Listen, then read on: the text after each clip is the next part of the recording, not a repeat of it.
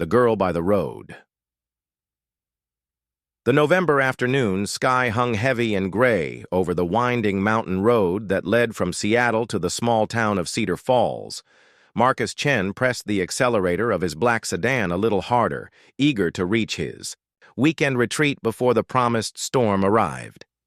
As CEO of Chen Technologies, these quiet weekends in the mountains had become his sanctuary, a place where the constant demands of board meetings and quarterly reports couldn't follow him. The Arbre road curved through dense forests of pine and fir, their branches heavy with the threat of early snow. Marcus had driven this route dozens of times, but today, something was different. As he rounded a familiar bend, he spotted a small figure sitting on a fallen log by the roadside, barely visible through the gray afternoon light. He slowed the car, instinctively, his business instincts warring with basic human concern. The figure was clearly a child, a little girl no more than 8 or 9 years old, wearing a thin pink jacket that looked insufficient for the dropping temperature. She sat perfectly still, her small hands folded in her lap, staring at something. On the ground beside her, Marcus pulled over, his expensive car crunching on the gravel shoulder. He rolled down his window and the cold mountain air rushed in, carrying the scent of pine needles and the promise of winter. "Hey there," he called, gently, not wanting to frighten her. "Are you okay?" The little girl looked up, and Marcus felt his heart clench. She had large brown eyes that seemed far too serious for someone her age, and her face was streaked with tears that she had tried to wipe away. Her dark hair was pulled back in a messy ponytail, and despite her obvious distress, she sat with a dignity that reminded Marcus of his own daughter at that age. "I'm fine, sir," she said in a small voice that carried clearly through the still air. "Thank you for asking." But everything about her posture suggested she was anything but fine. Marcus turned off his engine and stepped out of the car, approaching slowly. As he got closer, he could see what had captured her attention on the ground. An old cardboard box, weathered and damp from the mountain air. "What's your name, sweetheart?" Marcus asked, crouching down to her level. "Emma," she replied, looking up at him with those grave eyes. "Emma Rodriguez." "I'm Marcus. Where are your parents, Emma?" The little girl's lip trembled slightly, but she maintained her composure. "Mama's working 2 jobs in town. She doesn't get home until late. Papa—" She trailed off, looking away. "Papa's been gone for a long time." Marcus felt a familiar tightness in his chest. His own father had left when Marcus was young, leaving his mother to work multiple jobs to keep their small family afloat.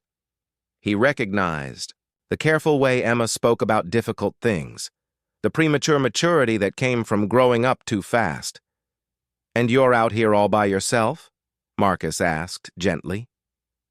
Emma nodded toward the cardboard box. "I was taking care of Luna, but she's too weak to beg anymore." Confused, Marcus looked more closely at the box.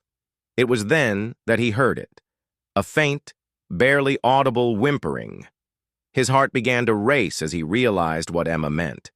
Inside the box was an animal, something small and in distress. "Can I look?" Marcus asked carefully. Emma nodded, fresh tears spilling down her cheeks. "I found her yesterday. She was hit by a car, I think. I've been trying to take care of her, but I don't have money for a vet. And Mama's already working so hard just to pay rent." Marcus gently lifted the cardboard flaps, and his breath caught in his throat.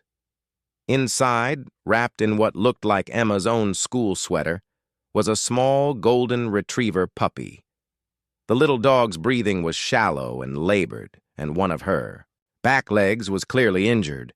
But what made Marcus freeze wasn't just the puppy's condition.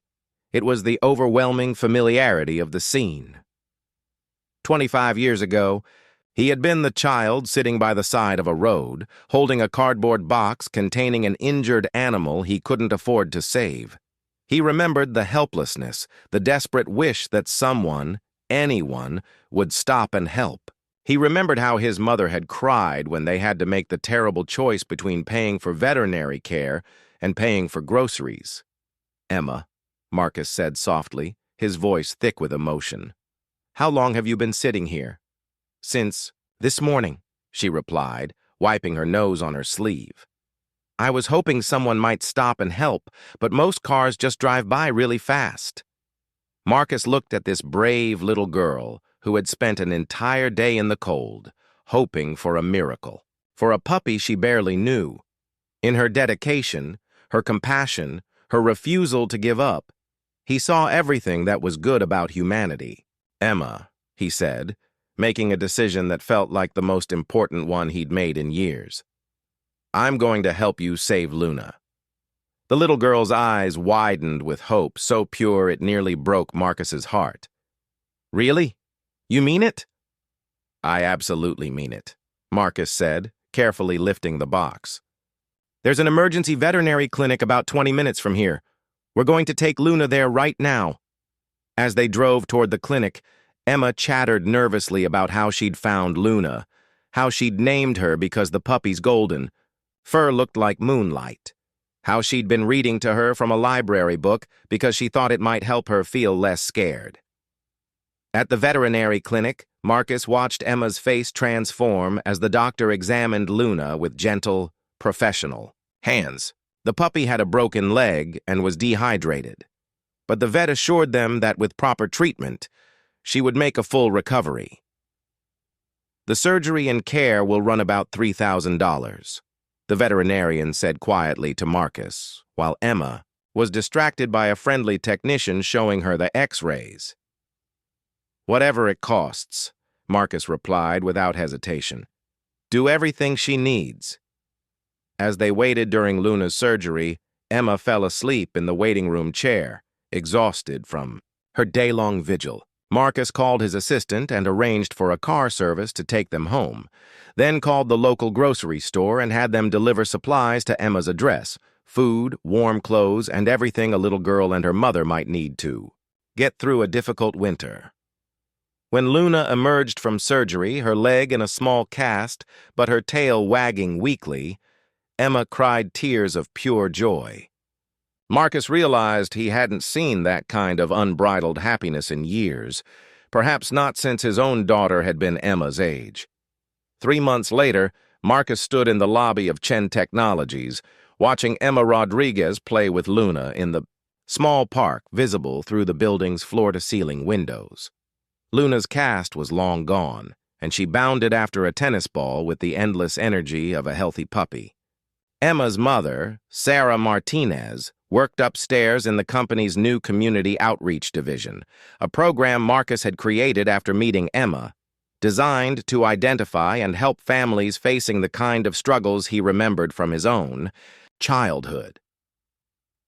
Emma had taught him something that day on the mountain road, something that all his business success had almost made him forget. True wealth wasn't measured in quarterly profits or stock valuations.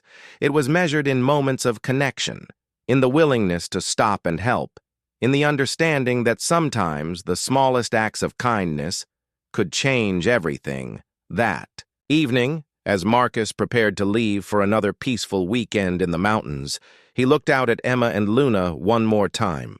The little girl looked up and waved at him through the window, her smile bright and full of the trust that comes from knowing that sometimes, when you need it most, someone will stop and help. Marcus waved back, grateful beyond words that he had been that someone, and that a little girl's courage and compassion had reminded him of who he wanted to be.